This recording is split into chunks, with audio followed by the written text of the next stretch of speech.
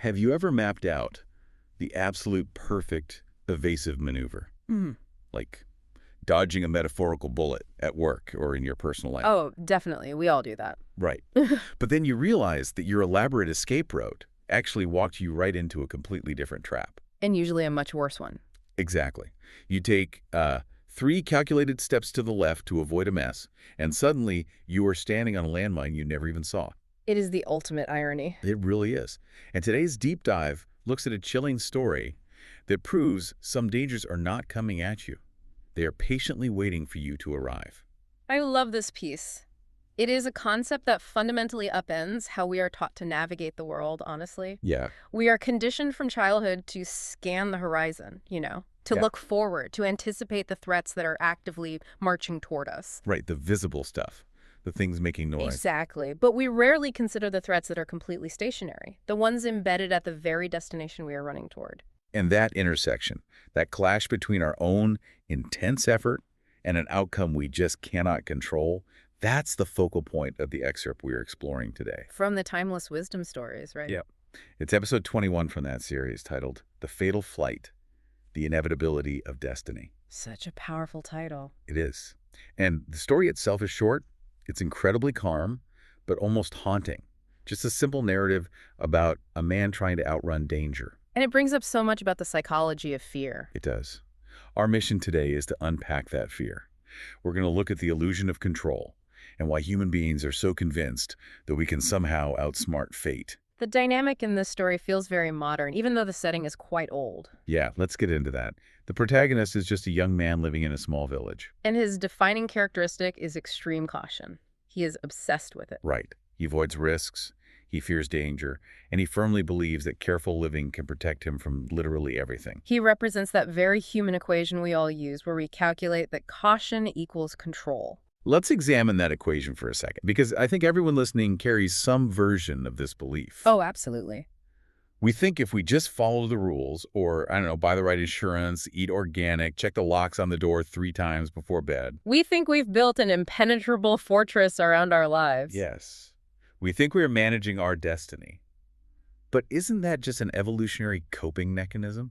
It is. We build those routines because early human biology tells us that physical barriers keep the predators out.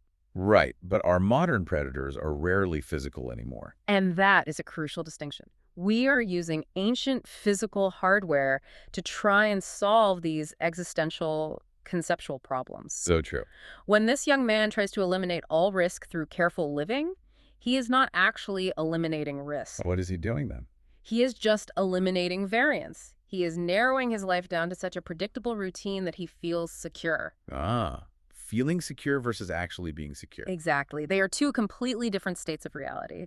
The illusion is incredibly fragile. All it takes is a single, unpredictable variable to shatter it. And that variable arrives in the form of a wandering sage. Right, and the inciting incident of this story is remarkably quiet. So quiet. This sage just passes through the village.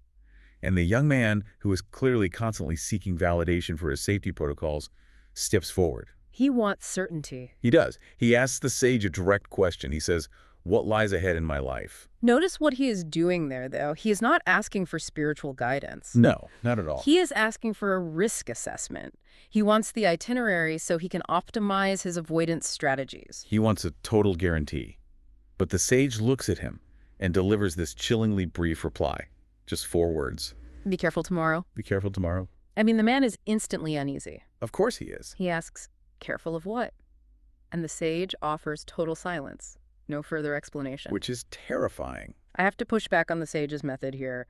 Giving a completely vague warning to someone who obsessively tries to control risk seems almost cruel. It does feel a bit harsh. It's like waking up, checking your phone, and getting an email from your boss that just says, "We need to talk tomorrow," with no subject line. Oh, the worst feeling. Right. Your brain immediately fills that void with the absolute worst-case scenario. Was the sage actually helping here, or just torturing the guy? Well, you are hitting on a well-documented psychological phenomenon. The intolerance of uncertainty. Okay, Unpack that for me. The human brain can process a known threat fairly well. If you see a lion, your amygdala triggers a very specific sequence of adrenaline and cortisol to make you fight or run. The threat is identified, the protocol is initiated. Exactly. But ambiguity. Ambiguity is terrifying to the brain because it creates an open loop. Because you don't know which protocol to run. Right. When the sage refuses to specify the danger ceases to be a specific object. It suddenly becomes everything. Every shadow is a monster. Every creaking floorboard is a burglar. Precisely. The vagueness of the warning is the very tool that breaks the young man's illusion of control. Because that night, the fear just completely fills his mind. He is asking himself what could happen, dissecting every possible angle. And the sage's silence proves something vital about his life up to that point. All his previous careful living had not actually protected him from anything real. His meticulously constructed walls could not keep out the internal panic. His own mind became the first trap. Wow, that makes the warning almost like a mirror, rather than a prediction. It really does. It forces the man to look at his own fragility. So the fear takes over completely. It narrows his vision and it dictates his reaction. He makes a sudden decision in the middle of the night. He tells himself, I will leave this village before sunrise. If I am not here, nothing can happen to me. The logic of panic is fascinating because it is always so incredibly literal. Oh, definitely. If I am not here, nothing can happen to me. It is a fundamental, almost childlike misinterpretation of the warning he received. It reminds me of playing a childhood game of tag. You think geography is a literal, magical shield. Right, base. Yeah. You tell yourself, if I can just run fast enough and touch that one specific oak tree, I am on base. I am safe. The rules of the universe no longer apply to me. That is exactly what he is doing. He thinks crossing an imaginary boundary line into another town magically resets the board. He is trying to solve a temporal problem with a spatial solution. That is such a great way to put it. That is his exact fallacy. He believes the danger is tied to the location. Because he got the warning in the village? Right. He associates the threat with the village. But the sage never mentioned the village. The sage tied the warning to tomorrow. And you cannot outrun time by changing your zip code. Time moves with you. So true. So the narrative shifts here. It becomes very methodical, very relentless. Calm but heavy pacing. Yes. Before dawn, he packs his belongings. He leaves the village. He walks far. He does not stop. He pushes through the exhaustion. And by afternoon, he reaches a distant town. Those short, declarative actions mirror the steady march of his own inevitable fate. It's like a countdown. It is. He is putting physical distance between himself and his perceived problem, but he's exhausting his own resources in the process. His fear has triggered this massive expenditure of energy. But running away is not a strategy, it is a reaction. Right. And in his blind panic to get away from a hypothetical danger, he is completely ignoring the environment he is actually moving through. Which brings up a concept I want to dig into. When you're operating in a state of pure panic, your cognitive bandwidth shrinks. Oh, massively. You get tunnel vision. Yeah, you are so focused on the rearview mirror, the thing you are running from, that you aren't actually assessing the road ahead of you. That is called cognitive tunneling. Under severe stress, the brain discards any information it deems irrelevant to immediate survival. And for this young man, survival simply means not being in the village. Exactly. Anything that accomplishes that goal is automatically categorized as safe. So he is no longer evaluating risk objectively. No, he is evaluating it relatively. The new town feels perfectly safe merely because it is not the village. And that relative evaluation sets up the quiet, tragic climax of the story. It's devastating. There is no grand battle. No monster jumps out of the bushes. No bandits on the road. By the afternoon, he reaches this distant town. He is physically drained from walking for hours and hours. He finds a large tree. He sits down to rest in its shade. And the narrative explicitly points out that for the first time that day, he feels safe. The ultimate fatal illusion of the safe haven. His internal monologue is literally, I escaped whatever danger was coming. It's so tragic. Closes his eyes. He lets his guard completely down. And then... In that exact moment of perceived total safety, a dry branch from the tree breaks. It falls directly on him. And the story implies heavily that he does not survive. The villagers later found him there. The ultimate danger was hanging right over his head, in the exact specific spot he voluntarily chose for his salvation. The poetic precision of that moment is staggering to me. It really is. It completely reframes his entire journey. Every single frantic step he took that morning, every ounce of effort he expended to flee his village was actually moving him perfectly into position. Moving him right to the very fate he was trying to avoid. The place he ran to became the place he was meant to reach. I am struck by the specific detail of the threat, too. It was a dry branch.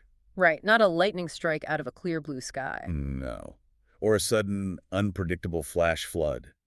A dry branch is something that has been dead, brittle, and waiting to fall for a very long time. It is a static threat, just hanging there, waiting for gravity and timing to align. Exactly. We have a profound bias toward dynamic threats.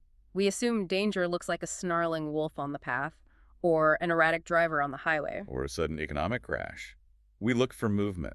The young man was likely scanning the road his entire walk, hyper-vigilant for anything moving, but he was looking laterally, while the threat was vertical. He was looking for action, but the threat was completely passive. It makes you wonder how often we do that in our own lives. Seriously. We pour all our energy into mitigating the obvious moving risks. The big presentation at work, the volatile relationship. All while completely ignoring the silent, static vulnerabilities hanging right over our heads. Like our physical health.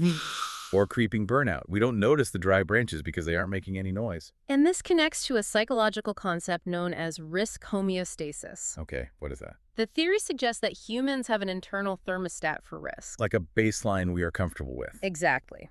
If we introduce safety measures, like wearing a seatbelt, or in this man's case, running to a new town, our perception of risk drops. Okay, that makes sense. Consequently, we change our behavior to be less careful because we feel protected. Oh, wow. When the man sat under the tree, his internal risk thermostat dropped to 0.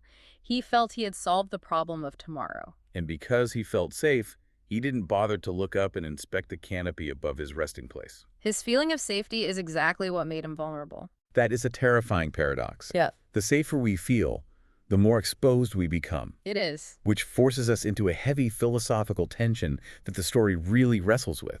The narrative clearly illustrates that fear does not prevent fate. Not at all. The man's terror was immense, his physical effort to escape was massive, but all of that emotion and energy were entirely impotent against the physical reality of a dry branch yielding to gravity. It demonstrates the strict limits of human effort in the face of inevitability. Right, you can walk as far as you want, you can exhaust yourself, but you cannot outwalk the structural integrity of a dead piece of wood. Exactly. But this is where I need you to clarify something for me, because the story presents a seemingly contradictory idea. Okay, what is that? It emphasizes that human effort has limits before destiny, meaning what will happen, will happen. Yes. Yet at the same time, it suggests that awareness matters more than fear. If effort has limits, and we cannot fundamentally change our destiny or outrun the falling branch, what is the point of awareness? That is the big question. Right. Why bother being aware if the outcome is fixed? It is the difference between attempting to control the external world versus mastering your internal state. Okay. Fear is an obsession with outcomes. Fear says, I must manipulate my environment so that I do not suffer. Which leads to panic. Right. It dictates blind, frantic action, like packing your bags in the dark and running to a town you have no business being in. And awareness is different. Awareness, conversely, is the acceptance of your environment and your lack of ultimate control. So awareness isn't a tool for dogging the branch. No, not at all. If you view awareness merely as an upgraded radar system to help you dodge more branches, you are still operating out of fear. You are still playing the game of control. Yes. True awareness is recognizing the limits of your own carefulness. What would that have looked like for the young man, practically speaking? Let's replay the tape. Let's do it. The sage says, be careful tomorrow. How does the aware man react compared to the fearful man? The aware man hears the warning and feels the sting of uncertainty, but he observes it rather than being consumed by it. He doesn't let it drive him. Right. He recognizes that tomorrow is an abstract concept that he cannot physically escape. So instead of fleeing in terror, he stays in his village. He stays, he goes about his day, perhaps he moves a bit slower. He pays closer attention to his surroundings, the people he loves, the tasks at hand. He spends the day in a state of heightened, calm presence. Yes. And does the branch still fall? Perhaps it does. Maybe it is a different branch in his own village. But if he meets his fate, he meets it with dignity, awake to his actual life. Wow. He doesn't spend his final hours exhausted, panicked, and terrified on a dusty road, chasing a complete illusion of safety. Awareness matters more than fear, because awareness allows us to actually inhabit the present moment. Fear makes you a prisoner on the run. You entirely forfeit your present for the sake of securing a hypothetical future. You sacrifice today to protect tomorrow, and in the end, you lose both.